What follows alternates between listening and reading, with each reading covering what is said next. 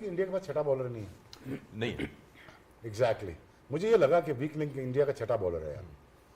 और अगर बुमराह और हार्दिक वो अच्छे बॉल ना करते और सैम करन मेरे भाई जो छोटे भाई हैं अगर वो चला देते 2-4 तो ये मैच क्लोज हो गया था। आई थिंक अगेन अगर वरुण को आप देखते हैं तो वरुण एक्सपोज हुआ है 2-3 मैचेस में और वो काफी रन लीक कर रहे हैं और एट द सेम टाइम आप ये सोच सकते हैं कि एक मैच विनर आपने बाहर बिठाया जिसका नाम कुलदीप यादव है, क्या आप उनको खिला सकते हैं? क्या आप ये कह सकते हैं कि नहीं हम विनिंग कॉम्बिनेशन चेंज नहीं करेंगे? भाई संजू सैमसन कैसे अंदर आ गया फिर? उसको भी तो चेंज करके लाया ना, वो भी तो 11 में आया कि नहीं आया? So I think India needs to think about that. और मुझे लगता है कि they were one bowler short again today. आज आप 6-7 रन से जीते हैं। It was very close margin by the way.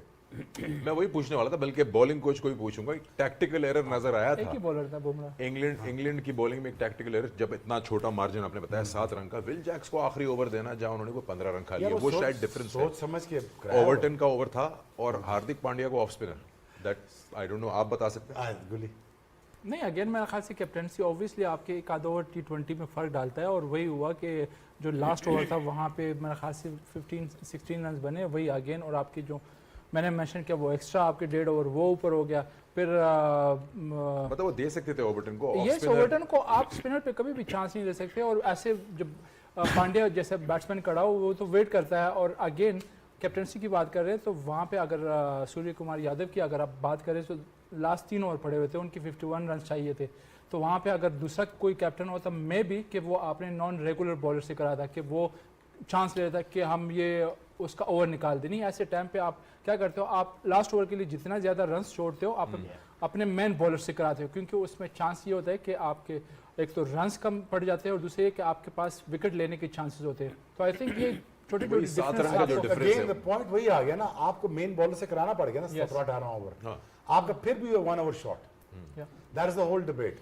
Again हम I think 1 bowler short, I think Varun की जगह कुलदीप को आना चाहिए अगर मेरी टीम होती। बट अगेन अगर संजू की हम सारे बात करते रहते हैं, संजू तो खैर बहुत अच्छा बैटर है, पक्का बैटर है। ये 10 साल अगर ये ना खेला होता इंडिया से तो would have been something else. इसके पास शॉट्स हैं, रेंज ऑफ शॉट्स की पूरी हैं, प्रॉपर पक्का क्रिकेटर है, पक्का क्रिकेटर है। ठीक है, कट वो मार सकता है, पुल वो मार सकता है, सामने वो खेलता है, स्ट्रेट बैट्स उसने बताया नहीं कि T20 ऐसे भी खेली जा सकती है। प्लस उसके साथ हम ये नोट नहीं कर रहे 18-39 किया है ईशान किशन ने। तो अगर संजू की आप बारी दिखाई रहे, सिकंदर आप एक्सप्लेन करें। ये आप देख सकते हैं कि जैसे आपने बताया कि इन्होंने हर तरफ शॉट्स के लिए 360 और उन्होंने टेक ऑन किया इनके की बॉलर्स को जो आर्चर हैं। ऑफ कोर्स अगर आप ऊपर से ही डैमेज कर रहे हैं पावर प्ले में तो बहुत मुश्किल हो जाता है संभलना। और इसका एग्जांपल कल के मैच में भी नजर आया था कि जब आप 80 रन 70 रन कर जाएंगे पावर प्ले में तो ये almost looking at 200+ run as batting first. और फिर यही क्वेश्चन था जिसमें शायद स्काई जो है ये अपने बॉलिंग अपने बैटिंग ऑर्डर को भी चेंज कर सके। उन्होंने फिर जो है भेजा दुबे को पहले, but amazing how to see him in full control of every single shot that he was playing. नहीं, absolutely he was Shiv outstanding. के नोट्स खत्म हो रहे हैं, मैं सबसे पहले बात चले आप अपने नोट्स मैच बता में दें। हमने यही बात की थी मैं कि प्री मैच करके आ रहा हूँ, नहीं, प्री मैच में हमने ये कहा था कि पोस्ट अगर मैच में करके आ रहा हूँ कहीं से। अच्छा वो जो आप बुमराह की बात कर रहे हैं तो प्री मैच में हमने कहा कि अगर डिफरेंस है सिर्फ बुमराह, क्योंकि वरुण चक्रवर्ती का वो कॉन्फिडेंस नहीं है, लास्ट 2-3 मैच में उसको रन्स पड़ रहे हैं। तो आज हमने पहले ही कहा था कि अगर डिफरेंस डालेगा तो वो बुमराह ही है। और इसकी जो गेम अवेयरनेस है मेरे ख्याल से आज के जो स्पेशली जो डेथ ओवर में जो बॉलर ने गलती की है उन्होंने स्मॉलर बाउंड्री को यूज़ किया है, क्योंकि स्क्वायर पे आपकी 65 मीटर के सामने के जो बाउंड्री वो 71 मीटर्स के, वहाँ पे आपके पास चांस होता है। अब अपने आप को सामने फील्ड लेके वहाँ पे 2 चांसेस होते हैं, एक तो बाउंड्री बड़ी है, सामने हिट करना ज़्यादा मुश्किल है बनस्बत आपके स्क्वायर पे इस तरह के पिचेस पे बहुत ईजी है, और सेकेंडली आपको विकेट लेने के चांसेस होते हैं। तो आई थिंक ये मिस किया बॉलर ने। सिचुएशनल अवेयरनेस हफीज आज डूबे 4 पे आए। जब हमने देखा, जब उनको रिक्वायरमेंट थी कि जी कोई आके तेज तेज खेले, उन्होंने 43 बनाए 25 बॉलों में। वही वाली बात जो हम कह देते हैं कि ठीक है आपके सेट नंबर्स भी होते हैं, लेकिन कभी कभार सिचुएशन के मुताबिक आप उनको प्रमोट भी कर सकते हो या उनको चांस दे सकते हो। तो आज वो एक बड़ी क्रूशल जिसे कहते हैं ना फिनिशिंग भी चाहिए थी बीच में। You had to keep up the momentum. I think मुझे लगता है वो एक टेक्टिकल चेंज थी, क्योंकि सूर्या बेहतर फॉर्म में भी थे, ज़्यादा इंपैक्टफुल भी हैं, लेकिन क्योंकि वो right and left handed combination को कंटिन्यू करना चाहते थे क्योंकि आदिल रशीद ओवर 1-2 ओवर अच्छे कर चुके हुए थे, तो मेरा ख्याल है सिर्फ उसको तोड़ने के लिए भेजा गया। और उससे भी बढ़ के आप सिर्फ ये देखें कि उसकी गेम सॉर्टेड है। वो नंबर 4, 5, 6 का हार्ड हिटर बैट्समैन है, उसने आके और कुछ नहीं किया, अपना रोल प्ले किया, उसने किसी और सोच में नहीं गया। उसने वो मोमेंटम जो संजू सैमसन ने हासिल करके दिया हुआ था उसको ब्रेक नहीं लगने दिया, बल्कि उसको और बढ़ाया। और अपने जो उसने 25 रन खेले, उसने बॉल्स लिए, उसमें उसने 172 के स्ट्राइक रेट से रन किया। तो मैं इसलिए कहता हूँ जो T20 फॉर्मेट है उसमें 120 बॉल की बड़ी इंपॉर्टेंस है, क्योंकि ये लिमिटेड आपके बॉल आपको मिलते हैं। इसलिए इस खेल के अंदर strike rate most important role play करता है एज ए बैटर, कि अगर आप उसके टीम कॉज के ऊपर डैमेज करने में अगर आपके वो कुछ बॉल एक्स्ट्रा हो गए हैं, अगर आप किसी भी वजह से सेट होने में या अपने पर्सनल माइलस्टोन की वजह से 2 या 4 बॉल भी ज़ाया करते हैं, तो वो टीम को कॉज करता है। और वैसे भी जो लास्ट 30-35 गेंद होते हैं तो इसी किस्म के बैट्समैन को जो सूट करता है, इसीलिए आप स्विच कर देते हैं।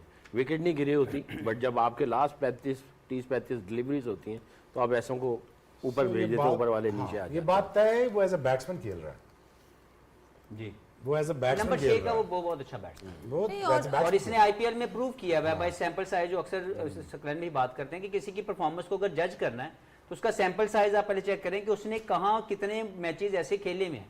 तो आईपीएल के मैचेस के अंदर आप जब भी देख लें, दुबे जो है वो 5-6 पे खेलते हैं और इंपैक्टफुल परफॉर्मेंसेस देते हैं। अच्छा, इसमें जिस तरह आपने स्ट्राइक रेट का मेंशन किया, पांड्या ने भी 225 के स्ट्राइक रेट में 27 किए 12 बॉलों में, पर उसके बाद उन्होंने जाके 2 विकेटें भी ली। जब हम बात करते हैं of having a complete allrounder Sana, I mean pressure game में ना सिर्फ बैटिंग में परफॉर्म करना, बट डेथ पे आके बॉलिंग करना और 2 विकेट्स भी हासिल करना।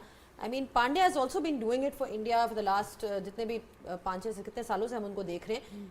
बार बार रिलेंटलेस है वो अपनी परफॉर्मेंस के साथ, दोनों डिपार्टमेंट्स। देखिए जो मेंटली स्ट्रांग है वो निहायत मेंटली स्ट्रांग प्लेयर है। अगर आप उनको देखें ओवरऑल, बुमराह की हम बात करें, obviously is a bowling specialist, one of the best bowlers. उन्होंने 6 रन दिए उस ओवर में, पांड्या ने सिर्फ 9 रन दिए और एक बैड बॉल था जिसपे उनको विकेट मिली। मेरे ख्याल से जो फुल टॉस था अगेन, उसको फिर सैम करन मारने नहीं गए।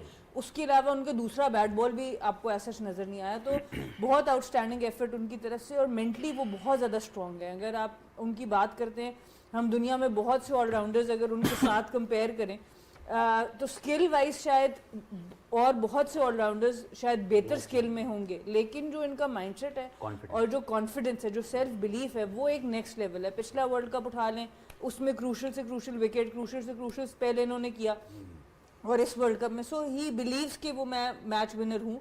और दूसरी तरफ ये कि हर कैप्टन भी जो है वो इन पे बिलीव क्यों करता है, चाहे रोहित शर्मा हो चाहे स्काई हो, वो इन पे बिलीव भी करता है और फिर उस जगह पे इनको यूटिलाइज भी किया जाता है और ये डिलीवर भी करते हैं। तो ये 2 तरफा चीज़ है। हम लोग अनफॉर्चुनेटली, मैं जहाँ पे बात कर रही हूँ, हमारे ऑलराउंडर्स ने डिलीवर नहीं किया, उसके दूसरी तरफ उनको कंसिस्टेंटली यूज़ भी नहीं किया गया। किसी जगह पे नवाज को हम भेज रहे हैं ऊपर, किसी जगह पे उसकी बारी नहीं आ रही कितने कितने मैचेस में। इसी तरह किसी जगह पे शादाब को हम ऊपर भेज रहे हैं, किसी जगह बारी नहीं आ रही। सो आपकी किसी तरह की कोई प्लानिंग भी सेट नहीं। आज आप दूसरी तरफ लेफ्टी, हम कह रहे थे ना, उन्होंने आदिल रशीद के लिए भेजा एक लेफ्टी, डुबे को भेजा। तिलक वर्मा ने 7 बॉलों पे 21 रन किए, 300 का स्ट्राइक रेट है, उनको भी भेजा जा सकता था। बट जो टीम प्लानिंग होगी कि स्पिनर पे इनमें से लेफ्टी कौन बेहतर है, वो सारा कुछ सॉर्टेड है उनका। वरना तिलक वर्मा तो टॉप ऑर्डर प्लेयर हैं, वो उनको पहले भेजा जा सकता है एज ए लेफ्टी। बट जो भी इनकी स्ट्रैटेजी है उसकी एविडेंस बहुत ज़्यादा है, उसके पीछे एक प्रोसेस है। और सबसे बड़ा डिफरेंस जो मुझे फील होता है वो इनके प्लेयर्स की ह्यूमिलिटी और ऑनेस्टी खुद है। जो संजू सैमसन ने आज बुमराह को बोला है कि he is the match winner, ये it requires a lot of humility in your self और ऑनेस्टी कि भाई ठीक है, मैंने कर दिया था, स्टार्ट दे दिया था, पर उसके ओवर के बगैर मेरा काम कंप्लीट नहीं था। यहाँ पे तो हम सालों लग जाते हैं समझाने में इस बात को कि भाई व्हाट्स रिक्वायर्ड ऑफ यू। पहले तो आपको टीम बनानी पड़ती है ना, ताकि एक दूसरे को आप अप्रिशिएट भी करें, एक दूसरे की जो है ना रिस्पेक्ट भी करें। जब टीम बन जाती है तो फिर उसके बाद सारी चीज़ें बननी शुरू हो जाती हैं। आपने जो बात करी उनकी, हार्दिक पांड्या ने जो आउट किया वो बाउंड्री वाला गेंद था। मैं और हफीज़ यही फिर बात कर रहे थे कि उसको वो थोड़ा सा और पुश मार देते या उसको पूरा ही खेल जाता तो वो बाउंड्री के बाहर चला जाता। मगर वो क्यों ऐसे हुआ कि बुमराह के जो 2 चौके जो मार सकता था वहां पे बॉकडाउन हो गया, वो एक हैबिट बन गई। वहां पे उसने चौके छोड़े, यहाँ पे चौके पे आउट हो गया, यहाँ पे छक्का लग सकता था। तो वो आपने गलती की, उसका मोमेंटम आगे आ गया और आप आगे फंस गए। लेकिन जो अच्छी चीज़ है सकलैन भाई, अगर आप सिर्फ ये देखें कि सेमीफाइनल है, इतना बड़ा स्टेक है आपकी क्वालिफिकेशन के लिए, और 2 बॉलर आते हैं और वो दोनों डिलीवर करते हैं, ये चीज़ आपको मुनफरिद कर देती है नॉर्मल प्लेयर में और ग्रेट प्लेयर में या इम्पैक्टफुल प्लेयर में, कि उन दोनों बॉलर्स ने उस रोल को, उस सिचुएशन को बहुत अच्छा हैंडल किया। और अगर उनका एक सोच थी कि हमने यॉर्कर मारने हैं, तो 6 में से 4 यॉर्कर बुमराह ने मारे में, और इसी तरह 3 यॉर्कर जो हैं वो हार्दिक ने मारे में। तो जब आपके 12 बॉल में 9 यॉर्कर लग जाएंगे, it shows a lot of courage. और वो जो कॉन्फिडेंस की बात है, हार्दिक की बात कर रहे हैं, शायद उससे ज्यादा टैलेंटेड प्लेयर आपको दुनिया में कहने के नजर आ रहे हो एज एन ऑलराउंडर, लेकिन जो कॉन्फिडेंस है इस खेल में, वो आपके खेल को निखार देता है और कहां से कहां ले जाता है। और वो जो करैक्टर की बात कर रही है सना, कि उसके करैक्टर को कभी दबाया नहीं गया, वो जो भी करता है उसको करने दिया जाता है, लेकिन उससे डिमांड की जाती है परफॉर्मेंस। तो हमारे यहाँ पे भी अनफॉर्चुनेटली, या दुनिया में और भी जगहों पे ऐसे है कि लोगों के करैक्टर को दबाने की कोशिश करते हैं। मेरे नज़दीक आप करैक्टर को जितना ज़्यादा अलाउ करेंगे कि वो अपने आप को एक्सप्रेस करे, लेकिन वो गेम के साथ कनेक्टेड रहे। तो हार्दिक पांड्या के केस में वो ऑफ द फील्ड क्या करते हैं कोई किसी को मैटर नहीं है, ग्राउंड की परफॉर्मेंस के ऊपर वो जो उनको गिना जाता है। सेल्फ बिलीफ नजर आता है इनका बहुत ज्यादा। सिकंदर, मैं तो मेंटल स्ट्रेंथ वीक हो गई है आपकी होगी, अभी तो क्वार्टी शुरू हुई है। क्रिकेट बहुत आगे निकल गई है, हम बहुत पीछे रह गए, बहुत ज्यादा। नहीं और क्रिकेट बहुत आगे निकल गई है, हम पीछे रह गए। आई थिंक हम पीछे रह गए। हम पीछे रह गए। अच्छा, इसको आपने थोड़ा जो सा स्ट्राइक रेट की बात की ना अभी, या ये स्ट्राइक रेट्स की बात ये करते हैं, आपने एक बड़ी बहुत अच्छा ऑनेस्ट पॉइंट मेरी रेज ये किया था। बात है कि हम वाकई में बहुत पीछे रह चुके हैं। और ये एक फॉर्मेट में नहीं, आप तीनों फॉर्मेट में पाकिस्तान की क्रिकेट खेलने को कहीं पे भी जज कर लें, दुनिया हमसे आगे जा चुकी है। सकलेन ने एक बात की थी कि वो एक team effort as a team खेलें, और स्ट्राइक रेट्स की आप कुछ काफ़ी प्रोग्राम्स पहले बात की थी। जो हम बात करते हैं स्ट्राइक रेट्स की, हम इंडिविजुअल्स की बात कर रहे होते हैं, कोई कहता है मेरा 111 है, एक किसी का 200 है, किसी का 185। आज आप देखें तो जैसे सैमसन ने 89, 42, 43, 25 पे दुबे, ईशान किशन 39 और 18, ऐसा लग रहा था कि वो टीम का स्ट्राइक रेट मेंटेन कर रहे हैं instead of individual strike rate. Team का स्ट्राइक रेट जो आपने कहा, अगर आपको 250 चाहिए तो हर आदमी ने पता लिया कि मुझे इस स्ट्राइक रेट पे खेलना होगा to reach that goal. I think that works as a team. इसी में ब्रेक लेते हैं, इससे पहले कोई और कुछ बोले और उसके बाद वापस आएंगे ऑन गेम वर्सेस इंग्लैंड की इंडिया आर थ्रू। थोड़ी सी हम बात कर रहे थे before the break about India's batting, generally fielding was the main difference, but England ने कहाँ पे गलतियाँ की, कुछ फील्डिंग का तो हमने डिस्कस किया ही है, dropping that catch, but bowling wise as well, you know you got to talk about that. First तो उनको क्रेडिट जाता है शोएब, फाइट उन्होंने की, जो ये मैच यहाँ तक पहुंचा ही इसलिए क्योंकि जो जेकब बेथल की इनिंग्स थी, you've got to give credit to him. Of course it was a losing effort in the end, but the fact कि वो लड़े और एंड तक मैच को लेके गए, बहुत अच्छी उन्होंने अपनी स्किल्स डिस्प्ले की आज। I think wasn't a losing battle. I think वो 22 साल का लड़का पूरा मैच सेमीफाइनल ले गया था ऑलमोस्ट। अगर उसके साथ कोई होता थोड़ा बहुत तगड़ा प्लेयर, जेफरा आर्चर की भेज देते ऊपर, बैट चला ही रहा था ना, 3 छक्के लगा ही गया ना, तो वो मैच कहीं ना कहीं लेके चल जाते। अगेन इनकी भी बॉलिंग का मसला चली जा रहा है इस टूर्नामेंट, पूरे टूर्नामेंट में देखें ये भी स्ट्रगल कर रहे हैं बॉलिंग में।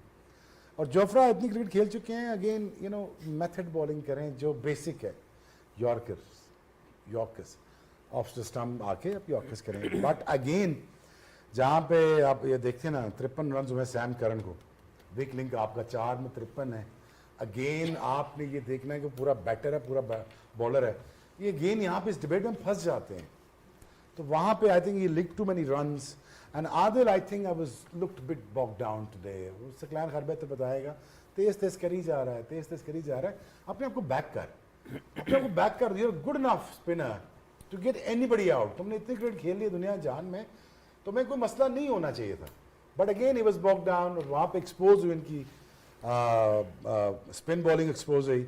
बट अगेन विल जैक्स वो आके फिर अपने 2 आउट कर गया बीच में से। यार वो कमाल बंदा है वैसे, वो जब भी आता है ऊपर से रन्स भी कर जाता है। उनका हार्दिक पांड्या गोरों का, वो जब भी आता है कुछ ना कुछ अपनी एफर्ट डाल के पूरा कर जाता है। जी, बाल भी उसी कलर के हैं उसके। अच्छा उसी कलर के।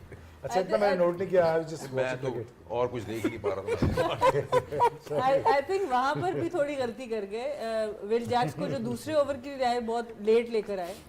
आई थिंक पहला ओवर के तीसरा या दूसरा, हाँ उसको दूसरा ओवर गलत करवा दिया, पहले भी विकेट लिए। दूसरा स्पेल था ना वो बहुत लेट, 14वें ओवर में लाए, आते साथ उन्होंने फिर विकेट ले ली। जो बंदा इतनी फॉर्म में हो और आपके पास लेफ्टी भी खड़े हो, तो आई थिंक उनका ओवर भी थोड़ा सा एक जल्दी वो करवा सकते थे उसके बाद। बट वहाँ लेकिन ये क्या साइंस थी आखिरी ओवर कराना उनको? ये कोई साइंस समझ नहीं आई। ये हम समझना चाह रहे हैं सर। यही कि मेरा वो ख्याल है runs कि हैं उनके जो पहले पड़ेंगे 3 आखिर ओवर में कंसिडर 7 रन का कंसिडर difference करें था। तो पहले 3 ओवर में कोई बहुत ज़्यादा रन नहीं दिए हुए थे उन्होंने। तो शायद कप्तान के दिमाग में सोच आई हो कि इसने 3 ओवर में 24 या 25 रन दिए हैं, आखिरी ओवर में 15 या 16 जितने रन उनको हुए हैं, वो फिर भी जो मैच चल रहा था उसमें मुझे लगता है कि वो इतना बुरा ओवर नहीं था। यस, अगर आप फास्ट बॉलर को भी देते तो उसको भी पड़ सकती थी, लेकिन मुझे लगता है कि अगर ओवरऑल उनके 4 ओवर देखें विल जैक के तो 40 रन हैं। तो कप्तान के ज़हन में ये भी सोच आ सकती है कि यार अगर 3 ओवर में इसने 24 या 25 यार, रन अगर दिए हैं। हार्दिक पांड्या खड़ा है ना फीस, नहीं, आप बिल्कुल ठीक वो कह रहे तो हैं। तो cut एक for ऑप्शन situation बन गई ना, हार्दिक पांड्या ऑफ स्पिनर आ जाओ भाई आखिरी ओवर। एक ऑप्शन ओवरटन पड़ा है ना ओवरटन यार। 3 ओवर में 36 ओवरटन रन का गिनती भूल ओवर गया था, था। बचा हुआ था। ओवरटन देखिए वो का ओवर 36 पड़ा हुआ रन है दे ना। चुके हुए थे। Just I know, consider that part. I know it's a decision जहाँ पे आप डिस्कस कर सकते हैं, लेकिन मेरे ख्याल में कप्तान के ज़हन में सिर्फ उनके पहले 3 ओवर का बेहतर इम्पैक्ट और उनको लगा कि यार गो टू बॉलर। जब कैच छोड़ा उनके बाद हफीज आपसे आपसे मूव हो चुकी थी उनकी। आपसे बेथल की बात करें, बेथल का जिक्र किया उन्होंने, इंपॉर्टेंट चीज़ वे फॉरवर्ड इंग्लैंड के लिए। बेथल 22 साल की उम्र और फुल हाउस जो कि आपके साथ नहीं है, उसमें ऐसी परफॉर्मेंस देना है 108 अराउंड व्हाट 48 डिलीवरीज। नहीं, इट शोज अ करेक्टर। क्योंकि अगर आप देखें तो इंग्लैंड की पूरा मीडिया और उनके एक्स प्लेयर्स बेथल के अराइवल के ऊपर जब ये ऑस्ट्रेलिया गए हैं एशेज में, तो इनके बारे में तारीफों के पुल बांध रहे थे, और वो अपने टैलेंट से जस्टिफाई कर रहा है कि वो पहले ऑस्ट्रेलिया जाते हैं और वहाँ जाके 100 करते हैं, फिर वो यहाँ पे जितनी भी क्रिकेट, वनडे क्रिकेट या उनको T20 मिल रही है, he is performing each and every day. कहीं पे भी उनकी ग्रोथ नज़र नहीं आ रही कि वो हिल गए हैं या उनकी ये वाला फॉर्मेट उनके लिए सॉर्टेड नहीं है। वो इस पूरे वर्ल्ड कप में अगर इनकी पूरी बैटिंग को अगर आप डिफाइन करना चाहेंगे तो बेथल वाज द वन जो पूरे कॉन्फिडेंस के साथ हर कंडीशन और सिचुएशन को हैंडल किया उसने, एंड ही इज़ ओनली 22। तो जस्ट इमेजिन कि the amount of experience he will gain in couple of years time, और इनके जो स्किल्स हैं जब वो इकट्ठे आके आपस में मेहनत की जो एक शौक है इनका, जब वो मिलेगा तो ये अगले 3 या 4 साल में बिग थिंग बनने वाले हैं, जो अभी तक नजर आ रहा है। लेकिन अगर आप ओवरऑल देखें तो I was really impressed with the batting skills of Bethell, और उनकी जो माइंड सेट है, जो हेड है, वो इतना क्लियर है कि हर कंडीशन में जाके स्कोर किया। और दूसरी चीज ये सॉरी पॉइंट निकल जाएगा जन से। अभिषेक को यहाँ सीखना चाहिए, वो भी यही काम कर रहा है जो अभिषेक कर रहे हैं। सिमिलर टाइप ऑफ प्लेयर्स हैं दोनों। अभिषेक को ये सीखना पड़ेगा कि क्रिकेट को बेसिक के साथ लेके चल। मुझे पता है आइडेंटिफाई रोल किया वो मारने धाड़ने का, इसका भी आइडेंटिफाई था आज रोल, ये मारना ही मार रहा, लेकिन हाउ वेल ही प्लेड, और इतने मजेदार विकेटें हैं। अगर अपने एप्लीकेशन को ठीक कर ले Abhishek, I think it go really far. और अगर अहमदाबाद में वो संजू के साथ चल गया तो ये आप बहीद रखें कि वो 10 ओवर में 150 भी कर सकते हैं। So I think India is in for a treat, I think when it comes to winning the finals. अच्छा चलें, जब बात कर लेते हैं इंग्लैंड के पूरे टूर्नामेंट का भी देख लेते हैं, उनकी जिस तरह से अभी तक रहा है। आज अगर देखा जाए, ठीक है बेथल ने 105 किए, लेकिन बाकी जो बैटर्स हैं they weren't up to the mark in terms of the required run rate, जो जिस आपको पेस पे रन्स करने थे। इन पर्टिकुलर बात कर लेते हैं जॉस बटलर की, because Jos Buttler has been very disappointing throughout this tournament, और यहाँ पे एक्चुअली डिस्कशन यही चल रही थी कि उनकी जगह किसी और को, बेन डकेट को ट्राई कर सकते हैं कि नहीं। They stuck to him, but another disappointing performance from him. Saqlain देखें, पूरे ओवरऑल मैच में देखेंगे तकरीबन 500 रन हो गए, तकरीबन 2 4 500 रन हुए हैं। तो क्या पिच होगी जिसके ऊपर ये लोग स्ट्रगल कर रहे हैं, तो कितना बुरा खेल रहे होंगे, और बुरा खेलने के लिए दिमाग कितना शैटर्ड होगा, और कॉन्फिडेंस के समझ लें कि धज्जियाँ उड़ी होंगी, और समझ भी नहीं आ रही, और सब के सब इनको बैक कर रहे थे, और इसके ऊपर ट्रस्ट किए हुए थे। जो कि मैंने भी कहा कि ये इंग्लैंड की एक मेंटालिटी है, ये सोच है। जब आपका कॉन्फिडेंस नहीं है, कॉन्फिडेंस एक स्टेप नीचे होता है बिलीफ के, और कॉन्फिडेंस से नीचे उम्मीद होती है, आप ऑप्टिमिस्टिक होते हैं, होपफुल होते हैं। तो मेरा ख्याल है ये होपफुल थे कि शायद ये एक स्टार्ट लेगा, कॉन्फिडेंस मिलेगा और एक बिलीफ वाली अंदर नॉक करेगा जिससे वो लेके निकल जाएगा। But I think he was below than the hope, जो उम्मीद है उससे भी नीचे था। जी, इस पे आप थोड़ा सा मतलब अगर आप बुरा ना माने, जी जी, होप पे कैसे क्रिकेट खेल सकते हैं? कैसे? आपने खुद बताया थोड़ी देर पहले, इन्होंने बताया था कि जो सैमसंग का चेंज हुआ वो काम कर गया, या फखर का चेंज हुआ काम कर गया। अब क्या इंग्लैंड स्टिक करेगा बटलर से? क्योंकि अगर सपोर्ट ही मैंने आपको बताया था, मेरा ख्याल ऑफ फेयर भी इनकी एक फिलॉसफी है, give him a proper chance and then bye bye करके उसको चलो जी ठीक है, खत्म हो गया, आपने पूरा चांस दे दिया, उसके बाद वो चले गए। आप ही कहते हैं ना कि एज अ टीम अगर देख रहे हैं कि हमने तो जीतना है, main focus to win the semifinal, would you still go? देखिए, दो फिलोसफी है, एक इमरान खान वाली, इंजमाम कुछ नहीं कर रहा था और उसके ऊपर उन्होंने बिलीफ रखा और जाके कैप्टन ने खुद बात की। और इंजी भाई अक्सर कहते हैं कि मुझे बिल्कुल कॉन्फिडेंस नहीं था, इमरान भाई ने बात की, उसके बाद सेमीफाइनल फाइनल में उन्होंने मैच विनिंग नॉक कर दिया। ये एक कप्तान की बात है। और एक दूसरी तरफ ये है कि आप हॉर्सेस फॉर कोर्सेज, आपको समझ आ रही है, लो इन कॉन्फिडेंस है, परफॉर्मेंस नहीं हो रही है, बिल्कुल गिरा हुआ है, आप चॉप एंड चेंज करके ले आते हैं। तो आई थिंक इंग्लैंड उसी फिलॉसफी पे चलता चला गया। शायद पाकिस्तान के पास उस वक्त कोई था जो इंजमाम की जगह आ सकता, मुश्किल था, कोई था नहीं। I am not sure, right Fazal बाहर बैठा हुआ था, बट ऑब्वियसली इंजमाम ने जो पहले जब उसने स्टार्ट लिया तो मैंने एक डाइजेस्ट में पढ़ा था, इमरान खान ने ये कहा था कि ये पाकिस्तानी विव है, क्योंकि ये बगैर हेलमेट के खेलता है और फ्रंट फुट पे पुल मारता है। तो जब इंजमाम को कैंप में बुलाया गया तो इमरान खान ने वक़ार यूनुस और वसीम अकरम को नए गेंद दी और कहा कि इसको बाउंसर मारो। तो जिस तरह इसने बाउंसर को खेला, उसके बाद इमरान खान ने कहा कि नहीं भी ये पाकिस्तानी विव बन सकता है या विव है, तो बस उसके जहन में था। चले, इसमें बड़ी एक इंटरेस्टिंग डिबेट बनती है हफीज, बिकॉज जिस तरह इन्होंने बताया कि दो फिलॉसफीज हैं, एक कि जी you give someone a proper run and, but एक ये भी फिलॉसफी है कि जी यू नो कि एक प्लेयर आउट ऑफ फॉर्म है, वो नहीं, उसको नहीं समझ आ रही कंडीशंस की, just out of form, you know, होता है, everybody has gone through that patch, whoever has played cricket. So how do you look at the situation as somebody who's sitting at the back and watching the cricket? आप क्या decide करेंगे कि क्या करना चाहिए? देखिए जी, मैं एज ए कप्तान भी ये करता था और जब से मैंने कोचिंग शुरू की है, मेरा एक सिंपल फिलॉसफी है, give a best chance to your player to perform. और अगर उसके कॉन्फिडेंस बाय सम रीज़न नहीं वो रिप्लाई बैक कर रहा, तो एक सर्टन स्टेज पे जाके आपने टीम कॉज के लिए दूसरे को भी इक्वल अपॉर्चुनिटी देनी है। जो आपका बंदा बेंच पे बैठा हुआ है, he is also equally good player. तो एट सर्टन स्टेज आपने ये जज करना है कि उस प्लेयर की एफर्ट्स और उस प्लेयर का जो रिस्पॉन्स है वो कितनी देर तक आप बर्दाश्त कर सकते हैं। Yes, you always back your the character of a player कि यार ये बड़े, इसकी गेम जो है, इसने हमें बहुत से मैचेस जितवाए में हैं, लेकिन at certain stage you need to offer the same opportunity to someone who is benching the team at the moment. तो मेरा ये हमेशा मानना है कि मेन प्लेयर को मैं हमेशा फुल कॉन्फिडेंस देता हूँ या दूंगा, लेकिन एट सर्टन स्टेज अगर मैं जज कर रहा हूँ कि उसकी एफर्ट्स या उसकी जो परफॉर्मेंसेज हैं वो अप टू द मार्क नहीं है, तो मैंने इक्वल अपॉर्चुनिटी दूसरे बंदे को भी ऑफर करनी। अब अगर ये सिचुएशन ऐसी आ गई थी कि आप सेमीफाइनल में, मैं उससे पहले की बात करूं सकलैन भाई, पहले जब इनके पास ऑप्शंस आई थी, इन्होंने वो ऑप्शन ऑप्ट नहीं की। बेन डकेट वाज अवेलेबल, लेकिन इन्होंने ऑप्शन ही नहीं दी। तो ये आज का मैच तो नहीं बिठा सकते थे, लेकिन कुछ मैचेस ऐसे थे जहां पे ये ट्राई कर सकते। और देखिए, कॉन्फिडेंस और बिलीफ की हम बात कर रहे थे, ये इतना इंपॉर्टेंट है। आप देखें, एक मिसाल है, जमीन पे एक शख्स खड़ा और पहाड़ के ऊपर खड़ा है। जमीन वाले के सामने सारी चीजें बड़ी नजर आएंगी, जो पहाड़ पे खड़ा है उस जमीन के नीचे जितनी भी चीजें उसको छोटी नजर आएंगी। तो जो बिलीफ वाला है वो चोटी पे खड़ा होता है, वो गेम को पूरा देख रहा होता है, और उसके सामने जितनी भी चीजें वो छोटी छोटी नजर आती हैं वो उनको पार कर जाता है, उसको आगे से भी रास्ते नजर आ रहे होते हैं।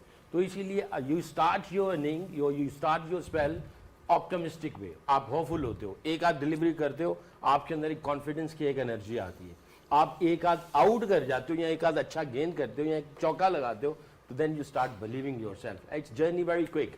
और जो ग्रेट प्लेयर होता है वो ये रूटीन बार बार कर रहा होता है, उसके अंदर ये चीजें बार बार होती हैं। तो रेपुटेशन की जो बात आपने कही, जिसने रेपुटेशन दी होती है वो बिलीफ वाले नॉक्स उसने किए होते हैं। और इसका ये जो सफर है, ये 2-4 गेंदों का या एक आध ओवर का ही होता है या एक आध बाउंड्री का होता है, वो बम करके ऊपर चला जाता है, वो बिलीफ वाली इनिंग्स खेलना शुरू कर देता है। एक थोड़ा सा एक जो ग्राफिक्स थे ना, अगर आप बेन उसके फिल सॉल्ट के और जोस बटलर के चेक करें, तो वो आज के मैच में भी दिखाए गए कि right from the start till last game इनका जो फ्रंट फुट है वो मिडिल स्टंप और ऑफ स्टंप की तरफ जा ही नहीं रहा। तो एक ऐसी कंसिस्टेंटली कोई टेक्निकल एरर उनके अंदर मौजूद था पहले मैच से लेकर एंड तक, कि वो मुसलसल वो मिस्टेक किए जा रहे हैं। They were playing away from the I am sure batting coach भी रिग्रेट करता होगा कि मैं उसकी हेल्प नहीं कर पाया, क्योंकि बैटिंग कोच तो एक एक बॉल देख रहा होता है ना। कोई प्लेयर जो फॉर्म में लगा हुआ है उसको तो देखते ही देखता है, और उसको सिर्फ वो उसकी मेंटेनेंस कर रहा होता है, और जिसकी परफॉर्मेंस नहीं हो रही होती उसकी वो हेल्प एंड सपोर्ट कर रहा होता है। तो आई एम श्योर बैटिंग कोच भी कह रहा होगा कि यार मैं फिलॉसफी और भी है, इसकी एक और फिलॉसफी है जी, ब्रेक। ब्रेक के बाद सना और उमर से भी पूछ लेंगे कट थ्रोट मेंटालिटी होनी चाहिए कि नहीं एज अ